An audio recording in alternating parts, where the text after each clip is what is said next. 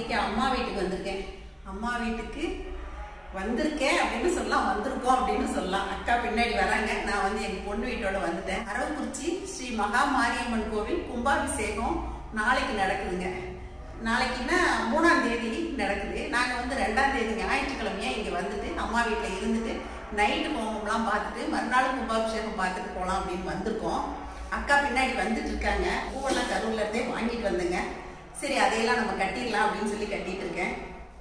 அம்மா வீட்டுக்கு வந்ததுல ஒரு வித்தியாசம்லாம் இல்லைங்க, நிறைய வித்தியாசங்கள். அம்மா இருந்தப்ப இருந்த வீடு அப்படியே தான் இருக்கு. ஆனா வந்து இதுல அம்மா தான் இல்லை. அப்பா வந்து இறந்து 25 வருஷம் ஆச்சு. இருந்தாலும் அம்மா எங்களோட இப்ப கடைசி வரைக்கும் கூடவே இருந்துட்டாங்க. அம்மா அப்பா பாசம் அப்படிங்கிறதெல்லாம் வந்து சொல்லவே முடியாதுங்க, வார்த்தைகளால வர்ணிக்க முடியாது. அந்த அளவுக்கு அம்மா வந்து ரொம்ப பாசமா பிரியமா நாங்கெல்லாம் வர்றோம்னு சொல்லிட்டா சேரை, ஒரு பிளாஸ்டிக் சேர் எடுத்து வாசல்ல போட்டு வடக்க பார்த்து உட்காந்துட்டு பார்த்துட்டே இருப்பாங்க. மாவெல்லாம் அரைச்சி எடுத்து வச்சுட்டு பிள்ளைங்களுக்கு ஸ்நாக்ஸ் எல்லாம் முறுக்கெல்லாம் சுட்டு வச்சுக்கிட்டு எப்படா வருவோன்னு பார்த்துட்டு இருப்பாங்க. வீட்டுக்குள்ள நுழைஞ்சதுமே அந்த நினைவுகள் எல்லாம் வந்துச்சு. அந்த நினைவுகளோடையே அப்படியே வாசல் தெளித்து சின்னதாக ஒரு கோலம் போடுவோன்னு சொல்லிட்டு சாயங்காலம் நான் 6 மணிக்கு முன்னாடியே வந்துட்டதால் வாசலுக்கும் கொஞ்சம் தண்ணி தெளித்து இந்த மாதிரி அம்மா இருந்தால் எப்படி சுத்தமாக பெருக்கி வைப்பாங்களோ அதே மாதிரி நானும் இன்றைக்கி பெருக்கிட்டுங்க. கோலமும் சின்னதாக ஒன்று போட்டேன். எனக்கு கோலம் போடுறது அப்படின்னாலே ரொம்ப பிடிக்கும். அம்மா நீ ஈரத்தில் ரொம்ப நேரம் நிற்காத, சீக்கிரம் வந்துரு அப்படின்னு சொல்லிக்கிட்டே இருப்பாங்க. எனக்கு அம்மா சொல்கிற மாதிரி ஒரு ஞாபகத்துலேயே சிம்பிளாக இந்த மாதிரி ஒரு கோலத்தை போட்டு முடித்தேங்க. ரொம்ப நாள் ஆச்சுங்க அம்மா வீட்டு வாசலில் கோலம் போட்டு. அப்படியே அம்மாவே வீட்டுக்குள்ளே இருக்கிற மாதிரி தான் மனசுக்குள்ளே ஒரு நினைப்பு இருக்கே தவிர அவங்க இல்லை அப்படிங்கிற நினைப்பே வரமாட்டேங்குதுங்க. அதையெல்லாம் முடிச்சுட்டு வந்து அப்பா அம்மா படத்துக்கு இந்த மாதிரி பூ போட்டு விளக்கேற்றி சாமி கும்பிட்டேன். மனசுக்கு அது வந்து ரொம்ப நிறைவாக இருந்துச்சுங்க. அப்பா அம்மா வாழ்ந்த இந்த வீட்டை வந்து கோயிலாகவும் அவங்கள வந்து தெய்வமாகவும் தான் எங்களுக்கு இப்போவும் நினைக்க தோணுதுங்க. அம்மா இருந்தப்ப இருந்த பாப்பா வந்து இன்னுமே வீடெல்லாம் சுத்தம் பண்ணி வச்சுட்டு தான் இருக்காங்க. அதனால எங்களுக்கு வந்து வீடெல்லாம் வித்தியாசமா தெரியலைங்க. குடியில்லாத வீடு மாதிரி இல்லை. அம்மா இங்கே தான் இருக்காங்க, அப்பா அம்மா 2 பேருமே இந்த வீட்டில் தான் இருக்காங்க அப்படிங்கிற ஒரு நினைப்பு தான் வருது. இருந்தாலும் அவங்க இல்லாமல் இந்த வீடு ஒரு வெறுமை, எப்படி சொல்றதுன்னு தெரியலங்க.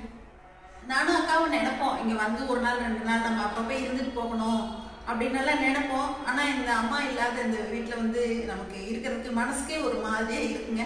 இருந்தாலும் பரவாயில்ல, இன்னைக்கு வந்து அம்மா அப்பாவோட ஆத்மாவுக்காகவே நம்ம வந்து இந்த வீட்டில் இன்னைக்கு நைட் இருந்துட்டு காலையில் கோயில் கும்பாபிஷேகம் பார்த்துட்டு போகணும்.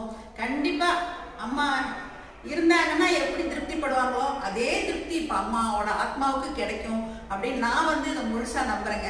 இந்த வீட்டில இருந்து அந்த மாரியம்மனுக்கு எத்தனை கோவிலுக்கு தீர்த்தம் கொண்டு போயிருப்போம், நாங்கள் எவ்வளோ சாமி கும்பிட்டுருப்போம், அதெல்லாமே இப்போ மனசுல அப்படியே நிழலாடுதுங்க.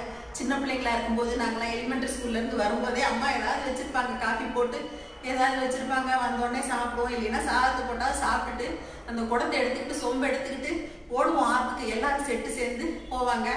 அதில் அக்காவங்கெல்லாம் நிறைய பேர் இருப்பாங்க, வயசில் மூத்தவங்க. எல்லாருமா போய் வேப்பங்குலைக்கு அடிச்சுப்போம். வேப்பங்கொத்தை வந்து தண்ணியில் போட்டு கொண்டு போவோம் இல்லைங்களா, அதுக்கு வந்து மஞ்சள் குங்குமம் விபூதி எல்லாமே எடுத்துட்டு போய் அங்கே தண்ணி வந்து தொட்டி தான் சேர்ந்து தான் ஊற்றணும். அதில் வந்து எனக்கு ஊற்று உனக்கு ஊற்றுன்னு சொல்லி அந்த தோண்டியை வந்து முன்னாடி வச்சுக்கிட்டு இன்னொருத்தவங்க நகர்த்தி விட்டுக்கிட்டு இடம் முடிச்சு எல்லாம் பண்ணி அப்படியே மண்ணு திட்டு மாதிரி வச்சு அதில் வரிசையாக எல்லாரோட குடத்தையும் ஒன்றா அடுக்கி வைப்பாங்க. அடுக்கி வச்சு சாமி கும்பிட்டு அப்புறமா வந்து கோவிலுக்கு தீர்த்து எடுத்துட்டு போவோம். எப்படின்னா கோவில் பண்டிகை சாட்டினதுல இருந்தே இங்க வந்து எங்க ஊர்ல வந்து 8 நாள் சாட்டுங்க. சாமி கரகம் சோடிச்சு கொண்டு போய் வச்சுதான் கோவில் நோம்பு சாட்டுவாங்க. அந்த கரகம் சோடிச்சு வச்சதுல இருந்து 8 நாள் சாட்டுக்கும் நாங்க அந்த மாதிரி பண்ணுவோம். 8 நாளும் தண்ணி ஊற்றுவோம். தண்ணி ஊத்துறது அப்படிங்கிறது மனசுக்கு அவ்வளோ ஒரு நிறைவா இருக்குங்க. அதுவும் அந்த பாட்டு பாடிட்டு வருவாங்களே எல்லாரும், அந்த பாட்டு இப்ப சொல்றேங்க, அதெல்லாமே மனசுக்குள்ள ஞாபகத்துக்கு வருது. கும்பாபிஷேக வீடியோ கொடுக்கறதுக்கு முன்னாடியே நான் இந்த வீடியோ உங்களுக்கு கொடுக்குறேன். அந்த தோண்டியை எல்லாரும் இக்கத்தில் எடுத்து வச்சுட்டு பெரிய அக்கா அவங்கெல்லாம் பாட்டு பாடுவாங்க. நாங்கெல்லாம் வந்து பின்பாட்டு பாடுவோம். ஆஹோ ஐயாகோ குந்தா குந்தா நெல் குத்தி கொழுக்கட்டை பலாசுவராக்கி மாங்குளத்து தண்ணியில மயங்கிறாலாம் மாறியாத்தான் அள்ளி துறையில பில்லு சேதுக்க போய் அழகான மூக்குத்திய வச்சு மறந்தாலாம் 5 எடுக்கும் ஜட்டியா அது மேல ஊர்களியா கண்டெடுக்க மாட்டாம குடி போறாலாம் மாறியாத்தா ஓரளக்கு கருகமணி கழுத்து ரொம்ப பூட்டி கண்ணா நூறு மாதிரி ரெண்டொலக்க கருகமணி கழுத்து ரொம்ப பூட்டி கழுத்து ரெண்டு தெரிக்குதடி கண்ணா நூறு மாதிரி. இந்த மாதிரி ஒரு 10 வரைக்கும் சொல்லுவாங்க. அப்புறம் இன்னும் நிறைய பாட்டுங்க.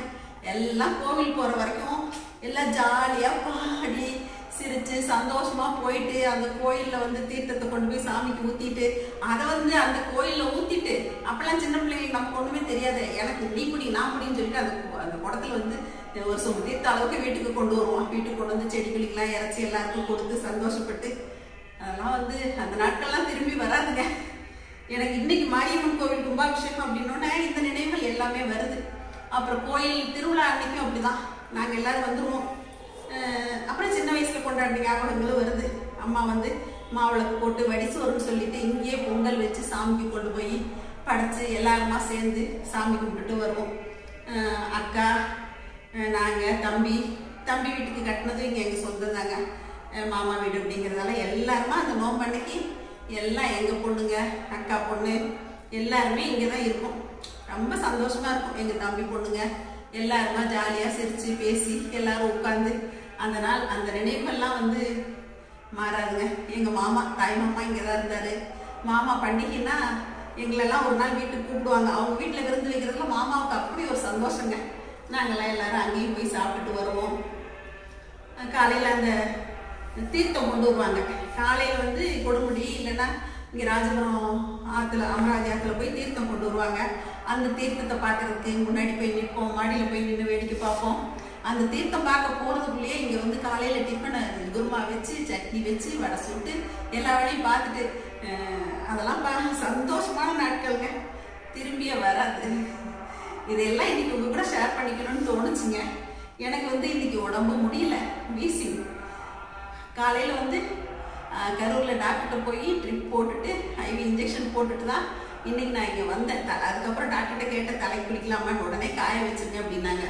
இருந்தாலும் எனக்கு வந்து மாரியம்மன் கோவில் கும்பாபிஷேகம் அப்படின்னு என்னால் இவ்வளோ நினைவுகளை மனசுக்குள்ள போட்டுட்டு எப்படிங்க அந்த மகா மாரியம்மனை தரிசிக்காமல் இருக்க முடியும்? அதனால ஓடோடி வந்துட்டேங்க. சாமிக்கு கொண்டு போகிறதுக்காக இப்போ பூ ரெடியாக எடுத்து வச்சிருக்கேன், கட்டணும்.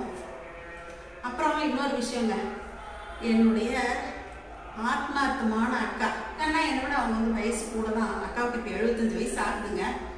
ருக்மணி அக்கான்னு சொல்லிட்டு மாமா வந்து ஸ்கூலில் ஹெட் மாஸ்டர் இருந்தாங்க.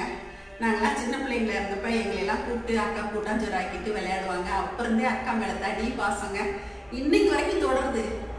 எனக்கும் அக்காவுக்குமான உறவு வந்து இன்னைக்கு வரைக்கும் தொடர்ந்துட்டு இருக்குதுங்க. இதை எதுக்காக சொல்ல வரேன் அப்படின்னா, எனக்கு அப்பெல்லாம் 20 வயசு 21 வயசு 19 வயசுலேயே கல்யாணம் ஆயிரும். எனக்கு 20 வயசு ஆகியுமே வரன் வந்து தட்டிகிட்டே போயிட்டு இருந்துச்சு.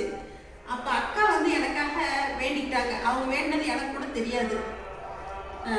அங்கப்பிரவேசனம் பண்ணுறேன் அப்படின்னு சொல்லிட்டு மாரியம்மனுக்கு நேர்த்துக்கிட்டாங்க. எனக்கு கல்யாணம் முடிஞ்சதுக்கு அப்புறம் தான் ஒரு நாள் சொன்னாங்க, சரசு நான் உனக்காக ஒன்று வேண்டியிருக்கேன், நீ செய்யணும் அப்படின்னாங்க. கண்டிப்பாக செய்கிறேங்க்கா அப்படின்னு சொன்னேன். எங்கள் வீட்டில் அப்போ வந்து செட்டிநாடு சில்க்ஸில் ஒர்க் பண்ணிட்டு இருந்தாரு, குவாரியில் இருந்தார். அப்போ வாரம் நாங்கள் எங்கள் அம்மா வீட்டுக்கு வந்துடுவோம். அந்த மாதிரி வந்தப்ப வெள்ளிக்கிழமை நாள் நம்ம ஒரு நாள் போய் அதை பண்ணிட்டு வந்துடலாம், பண்டிகைக்காகலாம் எதிர்பார்க்க வேண்டாம், நம்ம சாதாரண நாளே செய்யலாம் அப்படின்னாங்க. சரிங்கக்கா நீங்கள் வந்துடுங்க, கோவிலுக்கு வந்துடுங்க, நானும் வந்துடுறேன், 2 பேருமா போய் பண்ணிடலான்னு சொல்லிட்டு நான் அம்மாட்ட கூட சொல்லுங்க. அக்காவை தான் நம்ம 5 மணிக்கே கோவிலுக்கு வர சொல்லிட்டு வேணும். அக்கா வீடு கோவிலுக்கு பக்கத்தில் தான், எங்கள் வீடு இங்கிறது நடக்கிறது தூரம் தான். அக்காவை தான் இப்போ மாதிரி செல்ஃபோன் வசதியெல்லாம் கிடையாது அப்போ. அதனால் அக்காவும் நானும் நேரில் பேசிக்கிட்டதோடு சரி, அக்கா வந்துடுறேன்னாங்க. நான் 5 மணிக்கு கண்டிப்பாக கோவிலுக்கு வந்துடுறேன் சரசு, நீ வானாங்க. நான் 5 மணிக்கே வீட்டில் குளிச்சுட்டு ஈரத்தோட நான் கோயிலில் போய் காத்துட்டே இருந்தேன். 5 ஆச்சு, 5:15 ஆச்சு, நேரம் போயிட்டே இருந்துச்சு. அக்கா வரல, என்னன்னு தெரியலையே, அக்காவை காணோம். சரி என்ன சந்தர்ப்பமோ தெரியல, நம்ம பண்ணிடலாம், நம்ம வந்து பண்ணணும்னு வந்துட்டோம், அதனால சாமி வந்து அதை ஏற்றுக்கும், நம்ம பண்ணிடலாம் அப்படின்னு சொல்லிட்டு எனக்கு வந்து அந்த கோவில் வாசல்ல படுத்தது தான் தெரியுங்க. அந்த வேல் முன்னாடி நான் எப்படி சுற்றி வந்தேன் அப்படின்னு இன்னைக்கு நினைச்சாலும் எனக்கு ஆச்சரியமா இருக்கு. நம்ம தான் அங்க பிரச்சனை அந்த கோவிலில் பண்ணணுமா? சாமியோட சக்தி அதெல்லாம் வந்து எப்படி சொல்றது, அந்த சக்தியெல்லாம். இப்பெல்லாம் வந்து கோவில் சிமெண்ட் போட்டு சுற்று பிரகாரம் எல்லாமே இப்பெல்லாம் ரொம்ப வருஷமா அந்த மாதிரி இருக்கு. என் கல்யாணம் ஆன பஸ்லாம் அங்கே வந்து வெறும் அப்படியே கல் முள் இந்த மாதிரி வெங்கச்சாங்கல் மண் இதுதான் இருக்கு சுற்று பிரகாரம் எல்லாமே. அதுல வந்து எனக்கு எப்படி வந்தேன் சுத்தி வந்தேன் அப்படிங்கிறதே தெரியாது எனக்கு. இப்போ வரைக்கும் நான் நினைச்சு பார்க்குறேன், எனக்கு எப்படி அந்த கோவிலை வந்து நான் அங்கப்பிரதட்சணம் பண்ணி வந்தேன் அப்படிங்கிறது தெரியலங்க. இதெல்லாம் வந்து அம்மன் அருள் அப்படின்னு தான் சொல்லணும். ருக்மணி அக்கா அன்றைக்கி கோயிலுக்கு வராததுக்கு காரணம் தண்ணி வந்துருச்சுங்க. அப்போல்லாம் அரவக்குறிச்சியில் தண்ணி வாரத்தில் ஒரு முறை தான் வரும். அதனால் தண்ணியை பிடிச்சி வச்சுட்டு போயிடுவோன்னு அக்கா பிடிச்சிட்டு இருந்துட்டாங்க. அப்புறம் அம்மா கிட்ட வந்து சொன்னேங்க, அம்மா வந்து சொல்லியிருந்தா நானாவது வந்திருப்பேனே அப்படின்னு அம்மாவும் சொன்னாங்க. இந்த மாதிரி தான் அன்றைக்கி நடந்து முடிஞ்சுங்க. கோவிலில் கும்பாபிஷேகம் அப்படிங்கும்போது எனக்கு வந்து நினைக்க தோணுது, இந்த கோவில் குழு ஒன்று வச்சிருந்து அதில் அப்பப்போ ஃபோட்டோஸ் அனுப்புவாங்க. அதில் வந்து நன்கொடை கொடுத்தவங்க, கோவிலுக்கு என்ன மாதிரியெல்லாம் வந்து ஏற்பாடுகள் பண்ணியிருக்காங்க எல்லாமே அப்பப்போ ஷேர் பண்ணிட்டு வராங்க. நான் பார்த்துட்டு தான் வரேன். என்னவோ இதையெல்லாம் இன்னைக்கு உங்களோட ஷேர் பண்ணணும்னு எனக்கு தோணுச்சுங்க. இன்னைக்கு வந்து அம்மா வீட்டில் உட்காந்து இதையெல்லாம் நான் உங்களோட ஷேர் பண்ணியிருக்கோம். எத்தனை வருஷம் எத்தனை நாட்கள் இங்கே வந்து சந்தோஷமாக இருந்துட்டு போயிருப்போம். இப்போவும் அதே சந்தோஷத்தோடு இருப்போம் அப்படின்னு மனசுக்குள்ளே ஒரு பக்கம் நினைக்க தோணுதுங்க. அம்மா இருக்காங்க, நமக்குள்ள தான் இருக்காங்க, நம்மளை இயக்கி வைக்கிற சக்தி அம்மா தான் அப்படின்னு நினைப்போம் அப்படின்னு தோணுது. இதையெல்லாம் இன்னைக்கு நான் சொல்லணும் அப்படின்னு நினைச்சேன். அம்மாவுக்கு வந்து நான் வீடியோ எடுக்கிறதுனா ரொம்ப ரொம்ப பிடிக்கும். அதுவும் அம்மா வீட்டில் வந்து எடுக்கிறதுனா ரொம்ப பிடிக்கும். அம்மா வந்து இந்த செம்பருத்தி பூவெல்லாம் வச்சிருப்பாங்க. நீ அந்த செம்பருத்தி பூ எவ்வளோ பூத்துருக்கு பாரு, அதையெல்லாம் எடுத்து போடு அப்படின்னு சொல்லுவாங்க. அப்புறம் இன்னைக்கு இட்லி பாரு பூவாட்டம் வந்திருக்கு பாரு, இதை வந்து எடு அப்படின்னு சொல்லுவாங்க. அம்மா ரொம்ப ஆசைப்படுவாங்க, வீடியோவில் வர்றதுக்கும் ஆசைப்படுவாங்க. வந்து எதையாவது நல்லா இருக்கிறதெல்லாம் பார்த்தா எடு அப்படின்னு என்னை ரொம்ப என்கரேஜ் பண்ணுவாங்க. அப்பா அம்மாலாம் வந்து உழைப்பால முன்னுக்கு வந்தவங்க, உழைப்பாளிங்க. அவங்களாம் சின்ன வயசுல இருந்தே கஷ்டப்பட்டு ஒவ்வொரு பைசாவும் சேர்க்கறதுக்கு அவங்களோட உழைப்பை கொடுத்து, அவங்களுடைய தன்னம்பிக்கையை கொடுத்து, அவங்களோட முயற்சியை கொடுத்து அவங்க வந்து முன்னுக்கு வந்தாங்க.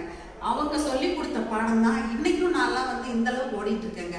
அப்பா வந்து எதையுமே நம்ம யாருக்கிட்டையும் எதிர்பார்க்க கூடாது அப்படின்னு நினைப்பாங்க. அப்பா என்ன சொல்லுவாங்க, அடுத்தவங்களை வந்து எதிர்பார்த்தே இருக்கக்கூடாதுமா, நம்ம கை தான் நமக்கு உதவி, நீ ஏன் வண்டி ஓட்ட மாட்டேங்கிற, வண்டி ஓட்டி பழகு அப்படின்னு சொல்லிட்டு என்னை ரொம்ப என்கரேஜ் பண்ணி எனக்கு ஒரு ஆள் அனுப்பிச்சு விட்டு வண்டி ஓட்டுறதுக்கெல்லாம் அப்பா சொல்லி கொடுத்தாங்க. அதெல்லாம் அப்படியே அப்புறம் கொஞ்சம் டச் விட்டு போச்சுங்க. அப்பா கொடுத்த தன்னம்பிக்கை, அம்மா கொடுத்த உழைப்பு எல்லாம் சேர்ந்து தான் இப்போ நாங்கள் எல்லாருமே இந்த அளவுக்கு இருந்துட்டு இருக்கோங்க. அதே மாதிரி எங்கள் பிள்ளைங்களுக்குமே வந்து அப்பா அம்மாவோட தன்னம்பிக்கை இதையெல்லாம் ஊட்டி தான் நாங்கள் வளர்த்துருக்கோங்க. அதனால வந்து அவங்களுமே சுயமா காலில் நிற்கணும் அப்படிங்கிறதுக்காக நாங்கள் ஆரம்பிச்சது தான் இன்னைக்கு வந்து சரசு ஃபுட் ப்ராடக்ட்ஸ் அப்படிங்கிற நிறுவனம். என் பொண்ணுக்கு நான் ஆரம்பிச்சு கொடுத்துருக்கேன்னு சொல்ல முடியாது, நாங்கள் ஆரம்பிச்சு கொடுத்துருக்கோம். இதுக்கு எங்கள் வீட்டுக்காரரே எனக்கு பெரிய உறுதுணைங்க. இன்னைக்கு வந்து அவரால் வர முடியல. எங்கள் வீட்டில் அவருக்கு வந்து கண் ஆப்ரேஷன் பண்ணியிருக்கு, கேட்ராக்ட் தான். இருந்தாலும் இப்போ தான் பண்ணி 2-3 நாள் ஆகுது. அவருக்கு டிஃபன் எல்லாம் ரெடி பண்ணி வச்சுட்டு தான் நான் இப்போ இங்கே வந்திருக்கேங்க. நாளைக்கு போயிடுவேன். அதனால அவர் வந்து எனக்கு பக்கபலமாக இருக்கிறது தான் இந்த அளவுக்கு எங்களால் வந்து ஜெயிக்க முடியுதுங்க. இன்னைக்கு வந்து எங்கள் அம்மாவுக்கு தெரியும் சரசு சமையல், சரசுவோட அம்மா அப்படிங்கிறது வந்து அம்மா உணர்ந்துட்டு போயிட்டாங்க, அனுபவிச்சுட்டு போயிட்டாங்க. ஆனால் அப்பா வந்து இதையெல்லாம் எதையுமே கேள்விப்படாமல் போயிட்டாங்கன்னு தான் எனக்கு வருத்தமாக இருக்குது. நான் வந்து மாலப்பிட்டியாரோட பொண்ணு அப்படின்னு சொல்லிக்கிறதுல நான் எந்த அளவுக்கு பெருமை அடையணும், அதே மாதிரி எங்கள் அப்பா இருந்திருந்தா சரசு சமையல் சரசுவோட அப்பா நான் அப்படின்னு இன்னைக்கு சொல்லி அவர் நின்றுந்தாருன்னா எனக்கு அது எவ்வளோ பெருமையாக இருக்குங்க. எங்கள் அப்பா எங்கள் எல்லாரையுமே வந்து ரொம்ப தைரியமாக தான் வளர்த்தாங்க. அக்கா, நான், தம்பி எல்லாருமே வந்து பார்த்தீங்கன்னா ஸ்கூல்லாம் வந்து எங்கள் அக்கா ஸ்கூல் பீப்புள் லீடராக இருந்தாங்க, எங்கள் தம்பி வந்து ஸ்கூல் செக்ரட்டரியாக இருந்தான், நானும் ஸ்கூல் செக்ரட்டரியாக இருந்தேன்.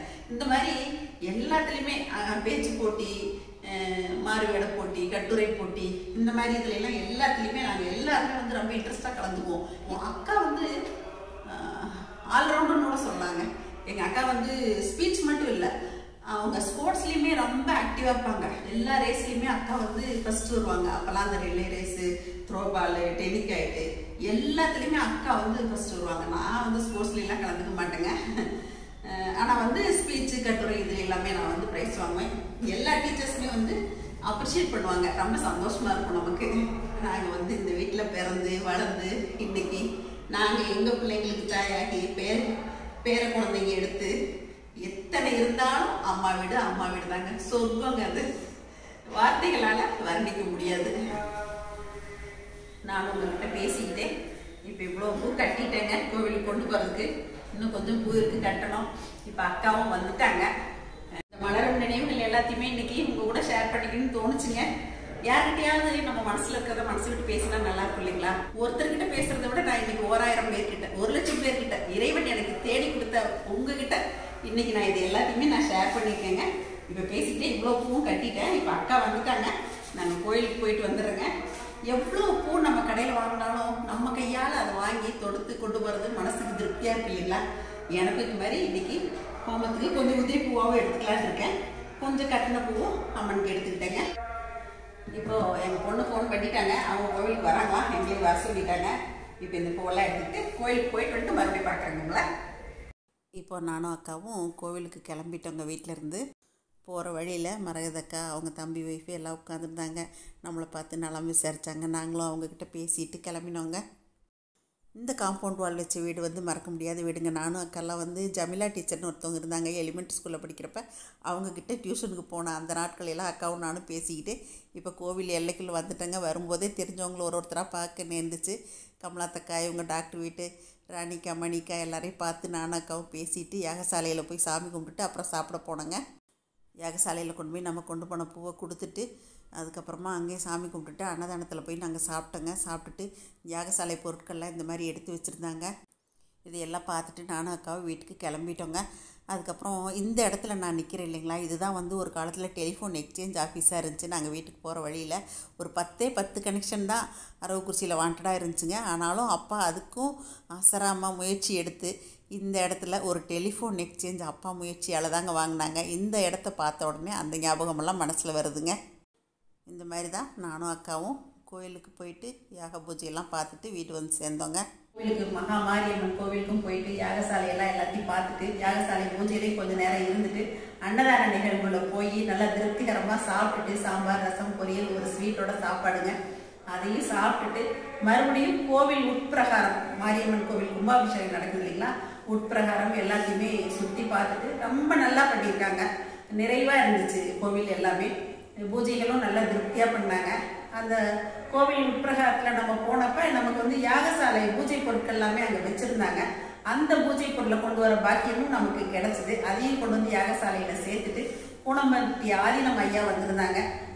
அவங்ககிட்டயும் வந்து ஆசீர்வாதம் வாங்கிட்டு இந்த மாதிரி திருப்தியாக நானும் அக்காவும் இப்போ வீடு வந்து சேர்ந்துட்டாங்க.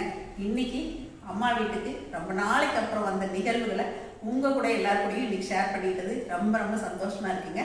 நான் வந்து அடுத்து கும்பாபிஷேக வீடியோலேயே வந்து இந்த யாகசாலை நிகழ்வுகள் எல்லாத்தையுமே உங்களுக்கு கூடிய விரைவில் கொடுக்குறேங்க. காலையில் கும்பாபிஷேகம் போய் பார்த்துட்டு வந்து அங்கே நடக்கிற நிகழ்வுகள் எல்லாத்தையும் என்னால் முடிஞ்ச அளவுக்கு எடுத்து வீடியோ போடுறேங்க. மறுபடியும் சந்திப்போம். நன்றி, வணக்கம். சரஸ்வஸ் ஃபுட் ப்ராடக்ட்ஸ் பொடிவகைகள் தேவைப்படுறவங்க இங்கே கொடுத்துருக்க வாட்ஸ்அப் நம்பரில் காலை 10 மணி முதல் மாலை 6 மணி வரை எங்களை கான்டாக்ட் பண்ணி வாங்கிக்கலாங்க. தேங்க்யூ.